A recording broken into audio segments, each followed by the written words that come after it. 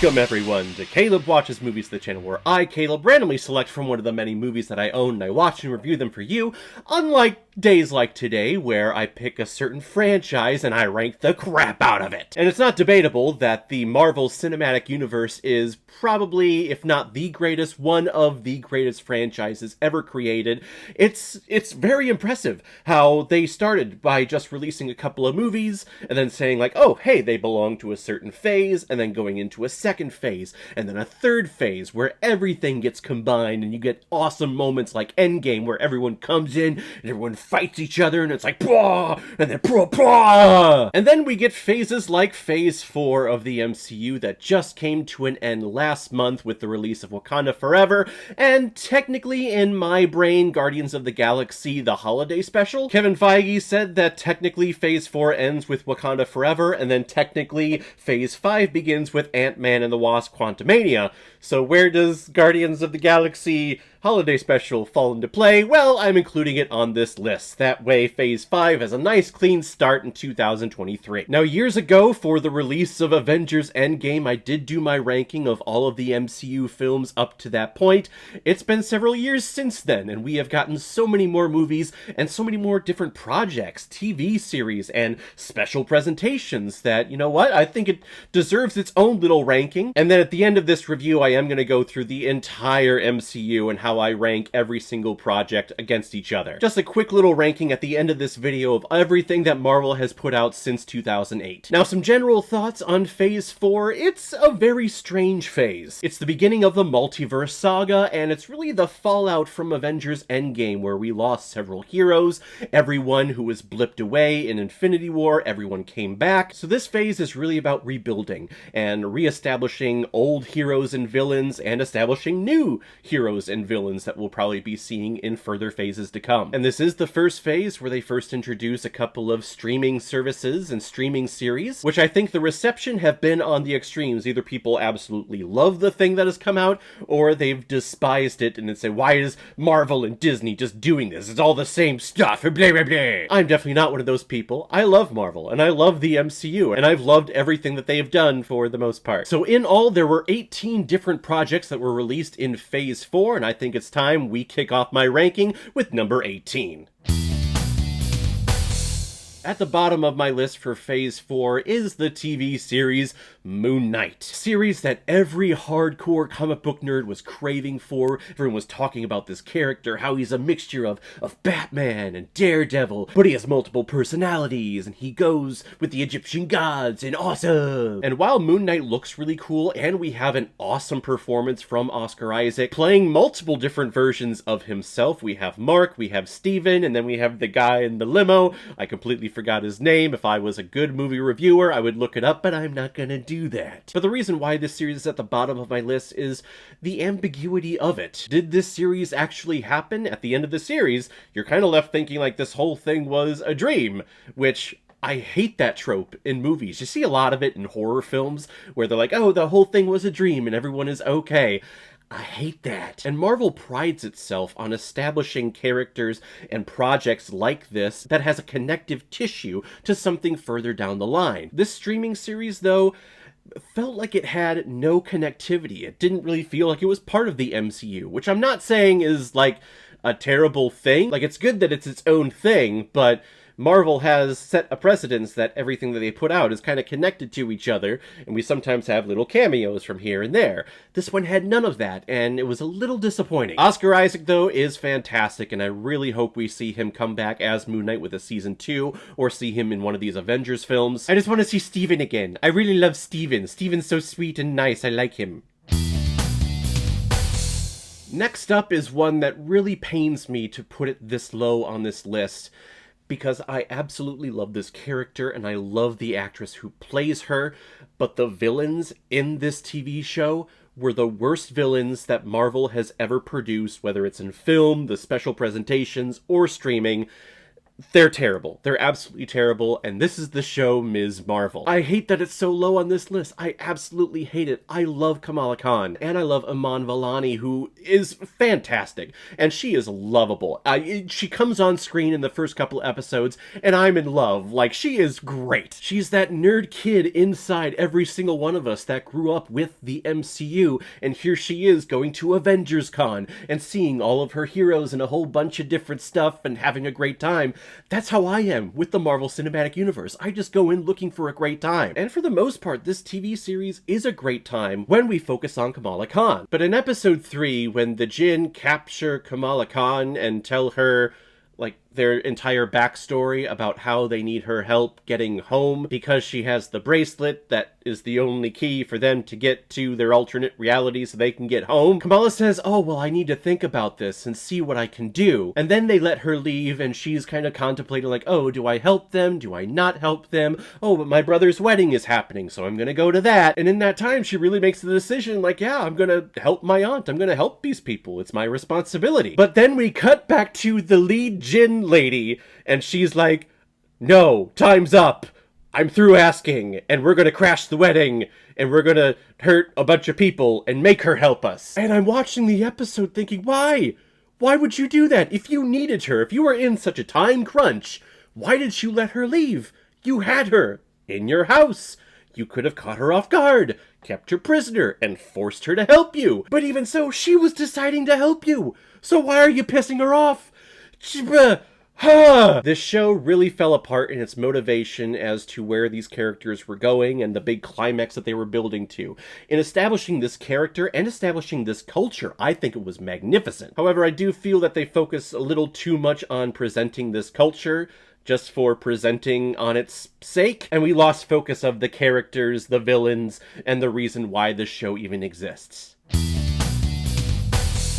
The first animated project of the MCU was a little TV show called What If? And a lot of people love this TV series. They loved every single episode. They thought it was really cool seeing characters like Captain Carter, seeing T'Challa not as Black Panther but as Star-Lord, all building to an awesome kind of What If Avengers climax going up against the Ultron Vision. All of that stuff is really cool. That's really what this show is.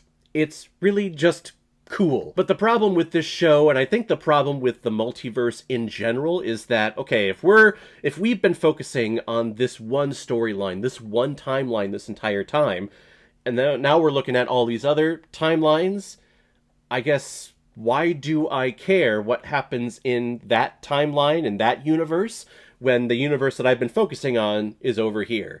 So why should I care? That's something that another project that we're going to be talking about here had a little issue with for me, and I feel like this is going to be the struggle for this entire Multiverse Saga with Phase 4, 5, and 6. That being said, though, we get some amazing episodes from this TV series. Hank Pym killing all the Avengers, the Marvel zombies, which were frickin' awesome, the episode with Hawkeye and Black Widow trying to find the virus to upload to Ultron Vision to stop everything, and with Ultron Vision getting all of the Infinity Stones and cracking through the multiverse. That was awesome. But one of the shining points of this entire phase was the episode of Doctor Strange learning that Christine's death is an absolute in his timeline. There's no way to get around it. That episode is storytelling perfection. What If Season 1, it has its ups, it has its down, everything just really looks cool, but in the long run, it's like, what effect is this having on my 1616 Marvel universe? I don't know, I guess we'll see. Phase 4 started off with a Disney Plus streaming show that was originally scheduled to be like the third project in this phase, but due to the whole pandemic and pushing everything back, this one was pushed forward. And I think it was a nice little start to the whole thing because this one focused on the different eras of different TV shows, and that is WandaVision. WandaVision! It was a lot of fun watching Wanda and Vision go from one decade to the other, looking at the different types of TV shows and sitcoms that we've had over the several decades that I've been alive. They performed some episodes in front of a live audience, which is really cool. But it all builds to a climax where Wanda is going up against Agatha, witch against witch, to where we learn that Wanda Maximoff is the Scarlet Witch, which I guess in the MCU, no one knew that. No one had any comprehension that she was the Scarlet Witch, but we, as the audience, I felt like, well, didn't we already know that? I bought several action figures of her back in the old Age of Ultron days, and it called her the Scarlet Witch then, so... yeah, she's the Scarlet Witch. She's always been the Scarlet Witch. Why is that such a big deal? Plus, the climax of the show builds to basically the same climax that Ang Lee's Hulk went to. You want my power? Take it! Take it all! Only for the power to come back to her, and she's all, like, badass and Scarlet Witchy, and it actually looks pretty badass if you ask me. But it also builds to an emotional moment where Wanda finally says goodbye to Vision and has that closure that she never got from Infinity War, and a lot of people connected to that. For me, though, there was a little disconnect because I guess, in my mind, I knew that all of these characters were not real. This version of Vision and the version of her kids aren't real. So the emotional weight, for me anyway, just wasn't there because I guess, I don't know, my realistic brain was like, well, this isn't real anyway, so why should I care? It was still a fun time watching it from week to week, trying to figure out what is going on. We get the return of Evan Peters as Quicksilver, kinda, not really, which, I'll be honest, really pissed me off. I just thought that was a terrible little tease for us audience members who were like, yes, the X-Men are back, and then no, they're not, sorry. WandaVision, again, has great episodes, and then has episodes that really just angered me, so that's why they're towards the bottom of this list for me. Next up is one of the silliest outings that this phase has, but it made me laugh several times, and I like this director, and I like his collaboration with Chris Hemsworth, and I like where they're taking this character of Thor, and that is Thor: Love and Thunder. Please know that I really mean that this movie is silly. Like, it is ridiculous. There is funny lines after funny lines. The style that we got in Thor Ragnarok, I feel like there was no overseer in this film, so they just let Taika Waititi kind of do whatever he wants. And Taika Waititi has this wild imagination and allows a lot of room for improv, which it felt like there were scenes in this movie that kind of kept going on and on and on for the joke, and it didn't really play into the overarching story of this movie. But then someone pointed out to me that this movie, is actually being told from the perspective of Korg, and Korg is one silly little being. And when I heard that, I was like, you know what? This makes sense. All of the goofiness would make sense for a character like Korg if he was telling this story to children. Christian Bale is wonderful for the small amount of time that we get him, which I think is like the biggest black mark on this movie. You bring in an actor like Christian Bale, who is one of the best actors working today, and I know that he has a fantastic performance. We see it in the prologue, and we see it in little tiny clips here and there from when we actually see him, but then we never really see him on screen. The effects of gore and the shadow world, though, when everything turns to black and white, but when there's like lightning or like a light source, you see the color emanating off the costumes. That looks beautiful, and that is wonderful. But Thor: Love and Thunder, it's very silly. It doesn't have the emotional weight that Thor Ragnarok had, but I still think it was a really fun time. Speaking of a good time, if you want 30 minutes of just complete great times and adorable cuteness, go and watch I Am Groot. 5 episodes that are like 5 minutes each. This whole series is like 25-30 minutes, and it's delightful. Little baby Groot going on adventures with little tiny plant people, and then surfboarding on a bar of soap through the ship, and trying to stop an explosive. It is wonderful. And as I'm watching all of these episodes, I'm thinking, you know what? This series of short little vignettes about this tiny little adorable character is better than a lot of the things from the entire MCU. It's not a full-length feature, it's not a full streaming service show, it's just a whole bunch of vignettes, but again, they're adorable, they're wonderful, I could watch them all day long. MCU Phase 4 came to an quote-unquote official end with this movie, Black Panther: Wakanda Forever, that had the biggest hurdle I think that the MCU had to overcome, and that is dealing with the real-life death of Chadwick Boseman, the original Black Panther. The biggest props have to be given to director Ryan Coogler for even taking on this story, because he and Chadwick Boseman were so close and they were friends, so to lose your friend, but then to make the decision to continue on in this universe and in this world that you created with Chadwick, I can't even imagine. So, biggest 2 thumbs up, and my heart goes out to that director, Ryan Coogler. I think he directed his ass off in this movie. And this movie is one big eulogy and funeral procession for the real-life person in Chadwick Boseman and the character of T'Challa. The thing about that, though, and I said this in my Wakanda Forever review, is that if you've ever been to a really long funeral of a loved one, at first, in the first hour or so, you're very emotional and you love hearing all these stories from all these different people, them celebrating their life, and you're getting emotional, you're crying the entire time. But then you get to hour 2 of the funeral service, and you're kind of sitting there thinking okay, I'm done grieving for this time. I need a break. I need to go get some food. I need to go to the bathroom or something. Can we all just take a step back and stop this for today? That is this movie. I feel that they focus so much on honoring the memory of Chadwick Boseman that it hindered the other character arcs that we had in this movie. In particular, there is a terrible character tragedy, and I'm not going to spoil it for those of you that haven't seen it yet, but there is another character tragedy that happens in here, but we're still focusing, when we get to the very end of the movie, we're still focusing on just Chadwick Boseman, and we're not focusing on Chadwick Boseman and this other character who gave a stellar frickin' performance in this movie. And it's not fair to that character, and it really angered me. And it also undermines the arrival of the new Black Panther. This movie just undermined itself, and in the third act, it completely falls apart. It is an absolutely necessary movie in the MCU that needed to be produced, and it's not a terrible film at all. I just feel that the rewatchability aspect of this movie, there's not going to be a lot of that because I don't like funerals. I like going to one and then being done. I don't like to keep revisiting it over and over and over again. And again, I feel like focusing on the memory of their fallen hero, it really hindered all of the other characters in this movie, and that's a shame. This is one of the streaming shows on Disney Plus that I thought was very solid all throughout. Maybe had a little weird or weak climax, but it's all building up to season 2.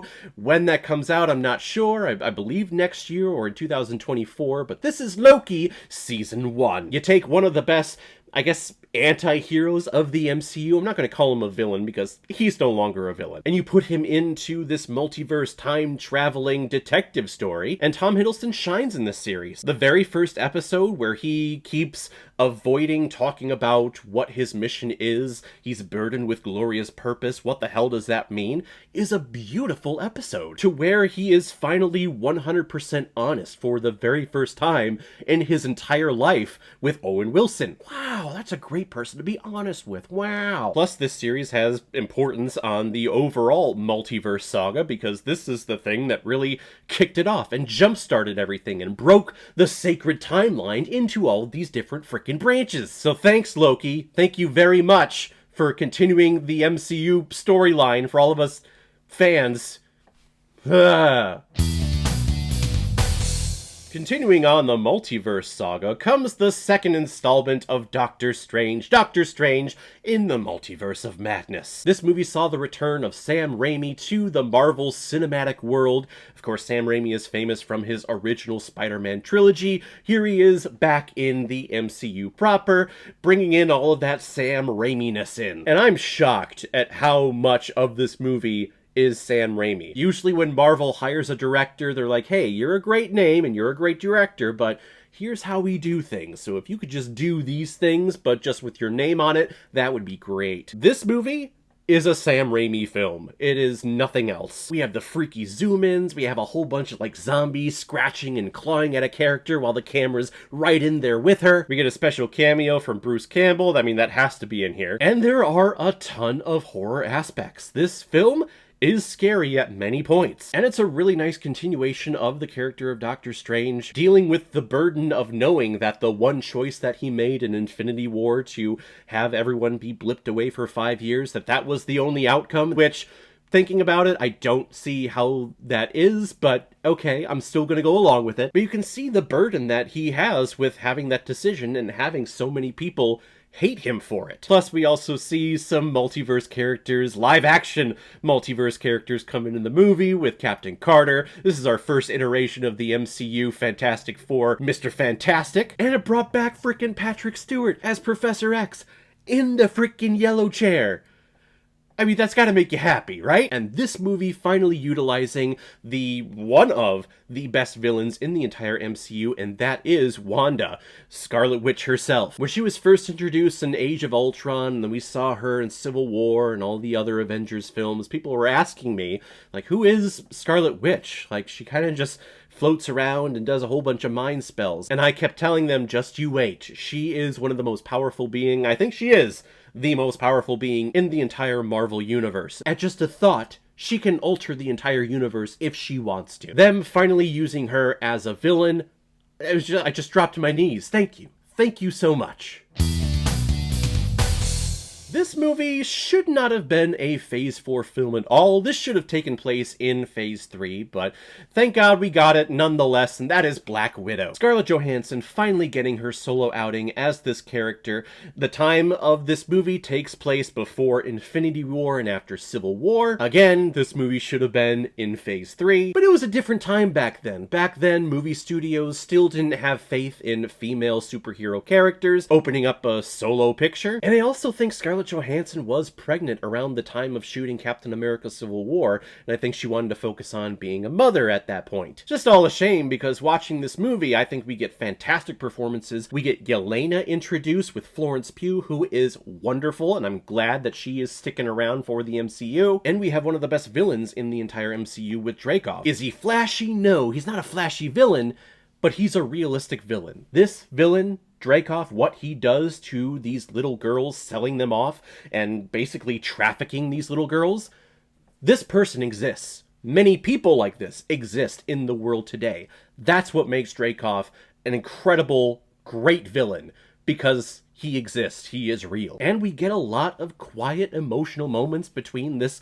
broken, weird-ass family. I just wish this would have been a part of Phase 3 like it deserved to be. Because the entire time watching this, I'm thinking, well, this is a great story. It's kind of pointless, though, because we're probably going to get a mid-credit scene where she ain't gonna be there, because she's not. She's gone. Should have been in Phase 3, but here it is in Phase 4, so better late than never. This was the first Marvel Cinematic Universe special presentation that aired on Disney Plus in October, the perfect time for a nice horror film from a director making his directorial debut, Michael Giacchino.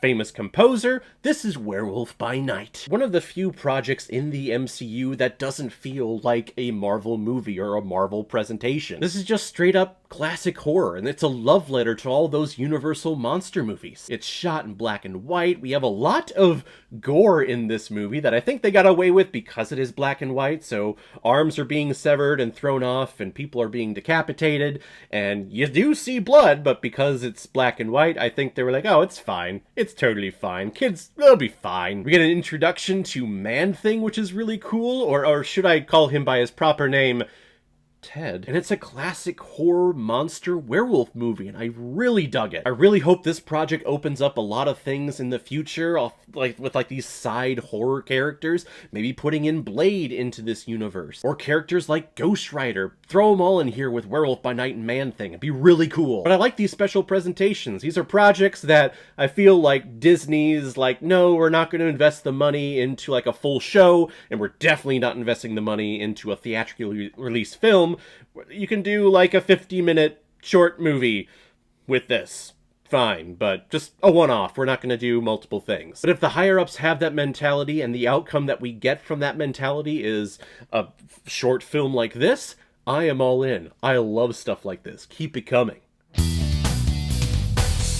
This, I will say, is the most beautifully shot film in the entire Marvel Cinematic Universe, and that is the very divisive film Eternals. This is one of the first Marvel films in a long time that got a rotten score on Rotten Tomatoes, because Rotten Tomatoes is the end-all be-all for film quality and stuff. But for me, this one touched me on an emotional level. This one doesn't feel like other Marvel movies. This felt like an epic, beautifully shot love story between all of these different characters who are here to help humankind advance so that eventually a celestial from this planet will be born, because all of us people give it energy, and because half of us went away in the blip, and then half of us came back. Now the Celestials like, okay, I'm good. I'm ready to be born. It's an epic film. It's a very slow film. It's not action-packed, but it's really focusing on the relationships between these characters and focusing on the cinematography. The natural lighting that we get in this movie is, it is beautiful. It is perfect. Give me more cinematography like this in my Marvel movies, please. Kit Harington, from the small amount of time that he has on screen, is a delight. He's charming, he's funny, and it's really great seeing him meet up with Richard Madden again, for those Game of Thrones fans out there like me. Plus, it's Richard Madden in a Marvel movie, so... you know, that side of me just kind of goes, ooh, yeah, bring him back, please. Eternals is definitely not for everyone, but I think if you give it a chance and you open your mind and you have a desire to see a non-typical, kind of cookie-cutter-ish Marvel movie, I think this is the movie for you. It was for me. Our second special presentation of the Marvel Cinematic Universe that just aired last week in the spirit of the holidays comes all the way from James Gunn, the new head or co-head of DC Films, the Guardians of the Galaxy, the Holiday Special. Playing off of, like, the Star Wars Holiday Special that came out many years ago, I believe between A New Hope and Empire Strikes Back. I'm going to be doing a live watch-along of that at the end of December, so... never seen it before, but I know that this title goes off of that. So, a major film having its own holiday special. It's supposed to be good, right? This one was definitely good. I don't know about the Star Wars one. I hear bad things. But I really enjoyed this. If you're looking for our nice, heartfelt story, and if you are a big fan of Mantis, and even more importantly, of Drax, then you're gonna love this special presentation. I've been saying forever that Drax is the best character in the whole MCU, and they need to give him his own solo outing. Here, I mean, this is the best we're probably gonna get of that. Not really a solo outing, because he goes on like a buddy trip with Mantis to find Kevin Bacon, the legendary Kevin Bacon. That's right, Kevin Bacon is canon in the Marvel Cinematic Universe. But I'm so proud of Dave Bautista and where he's come from in the wrestling world to here in the acting world. He's a really great actor. He's subtle. He's a big muscled out guy, so people have a lot of like stereotypes when they look at him, of course. But he is very humble. He is a nice guy, and he is freaking hilarious. So to get a movie where most of it is Drax and Mantis going off on their own like buddy cop adventure, plus bringing in Kevin Bacon, I absolutely love this thing. This was an absolute delight. This is going to be a part of my Christmas watch list every single year going forward. This was the first project of Marvel Phase 4 that I threw my fists up in the air and just saying like, yeah, this thing was freaking awesome. And this is the Falcon and the Winter Soldier. Continuing on the feel from Captain America Civil War and also Captain America the Winter Soldier, which is one of the best projects of the MCU. You'll find that out here in a second. But at the end of Endgame, Steve Rogers gave up his shield, gave it to Sam Wilson to carry on the mantle. And the comic book fan in me would be like, oh yeah, he's gonna pick that up and he's gonna be the new Captain America. But this show talks about how being a black man in this country, do you have a responsibility to pick up this shield, this mantle of this country that really despise black people for so many freaking centuries? This show deals with issues and things that are happening in the world today that I didn't think Marvel had the guts to do. But seeing it here on screen, it made me so happy to see this so grounded in a real world setting. The episode where Bucky finally has all of that brainwashing, computerized system in his brain erased, and to see him just in tears around the fire as the lady reads off all the code words to see if the Winter Soldier program is going to start up. You can see the terror and the fear in his eyes, and then when it doesn't happen, he's so overjoyed and he is so happy he's finally free. And then to see Sam go along this journey to finally don that kick-ass, badass Captain America outfit made me so happy. I can't wait for his solo film outing with a New World Order in a couple of years. This series is great. It is only 6 episodes. It felt like its own mini-movie. In a way, I wish Phase 4 would have started with this, but, you know, because of COVID, we don't get a lot of the things that we wanted. Let me tell you about something, though, that I've always wanted, and we finally got it this year. It made me so happy because she is one of my favorite Marvel characters, and she finally had her own streaming service show. This is She-Hulk Attorney at Law. This show is awesome. It is a delight, so much fun. Week by week, we have special cameos from special characters that we've seen in the MCU, some characters that we've seen of other Marvel projects, such as Daredevil, and Tatiana Maslany is Excellent. She is wonderful as Jennifer Walters, the She-Hulk. I love how the show treated her like a regular person. That's what I love about this character, is that she gets these superhuman abilities, but she still wants a, quote, normal job. She still wants a normal life. She's not going off searching for someone to beat up or for fights with supervillains. No, her job is a lawyer representing other superpowered beings. But then Matt Murdock teaches her that she could be the arms of justice in the courtroom, but then when the law fails the client, you can go out and enact the correct justice on those evil people if you wanted to. I loved every single episode of this series. I love that they treated her like a regular person. I love that they finally introduced love and sex into the MCU. As an audience member, you're constantly wondering, like, hey, who's hooking up with who? And, you know, people have got to be getting something on the side after all this fighting going down. Are people actually screwing here? So to see that actually happen, it actually makes me very happy as a human being. Captain America fucked!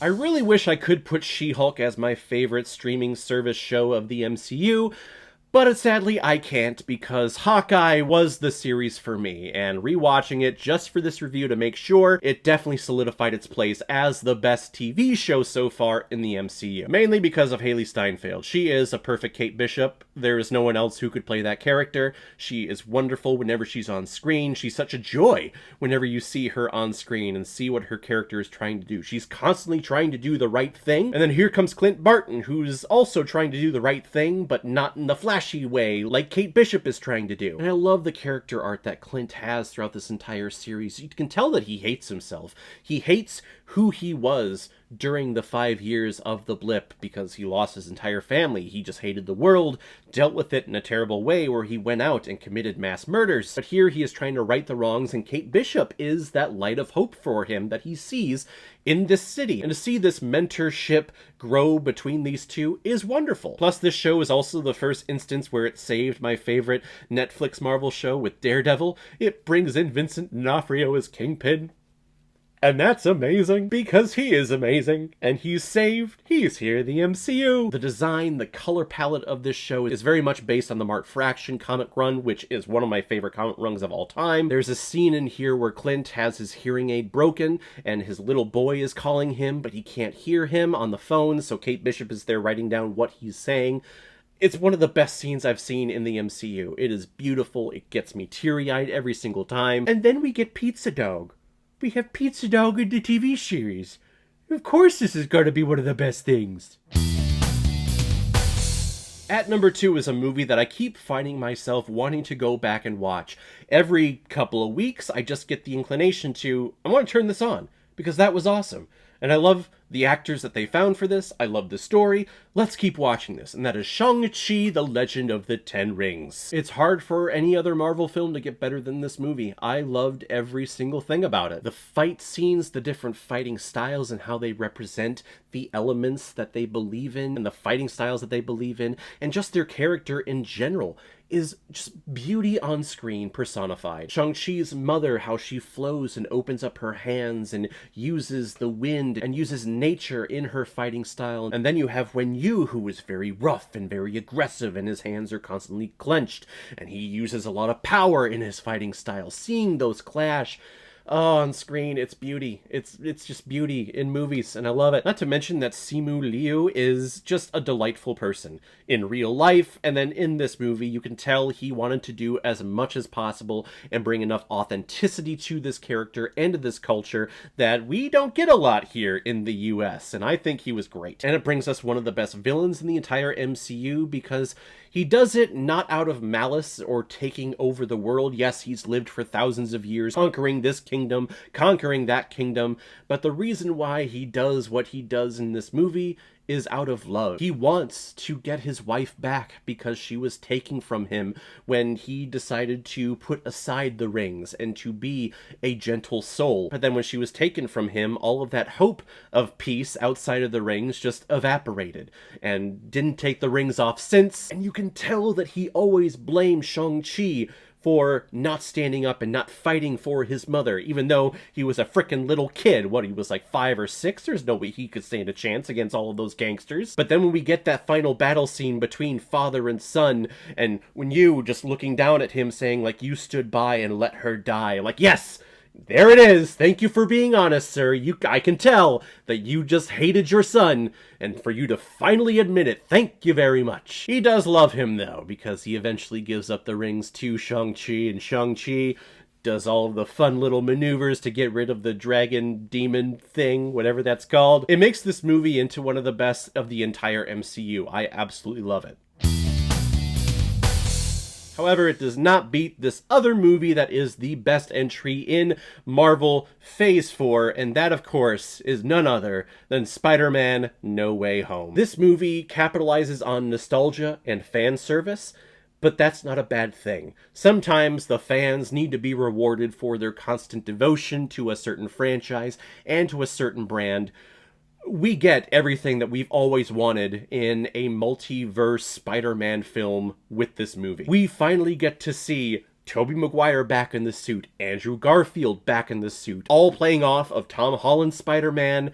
It's magic. This movie is magic on the big screen. And then to see all of your classic villains come back from the golden age of superhero movies with the original Spider-Man trilogy. They all come back and they all get their own redemption. That is one of the things that makes this movie so great, is that the climax is not about beating someone or killing someone or ending someone. The three Peters want to help these villains. Before they send them back to their own timeline, they're going to cure them. They're going to help them with their ailments that they're suffering from that are making them into bad people. That's who Spider-Man is. It is what he does. And we finally get the dark and magical moments of this version of Peter Parker hearing the words, "With great power comes great responsibility." Something that I think Sony and Marvel have avoided saying ever since the first 2002 Spider-Man film. But you need to hear it and to see where Peter Parker goes from wanting everyone to know who he is, because that just relieves the burden, but then realizing when that burden is gone, everyone around him that he loves gets put in danger and gets hurt and sometimes killed. So for him to make the decision that no one knows who he is, all of a sudden, as an audience member, you realize that this entire home trilogy of Spider-Man is an origin story. Now, we get the version of Peter Parker of Spider-Man that we've all come to love and enjoy in the comics. He is poor. He really doesn't have anyone who knows who he is and what he does and the powers that he has, and the responsibility of him keeping his secret identity, something that the Marvel Cinematic Universe does not do. He needs to keep his identity secret, otherwise the multiverse is going to start breaking again. So I can't wait to see what happens with Peter Parker in Spider-Man 4 and then the other Avengers films. Just seeing this version of Peter Parker, the Spider-Man that we all come to love and enjoy. This movie was absolute magic. It is wonderful from beginning to end. Seeing the other two Peter Parkers get redemption, Andrew Garfield in particular getting redemption from The Amazing Spider-Man 2, is one of the best things that I have ever seen. Brought tears to my eyes. The movie is just freaking great. It is by far the best from Phase 4, and it's one of the best things that the Marvel Cinematic Universe has ever produced. And that is my list and my ranking of all of the MCU Phase 4 projects. That was a long one. That was a long review. I didn't think it was going to take that long, but I just love talking about this stuff. So now comes the time where I'm going to rank every single project in the MCU from Phase 1 all the way to Phase 4.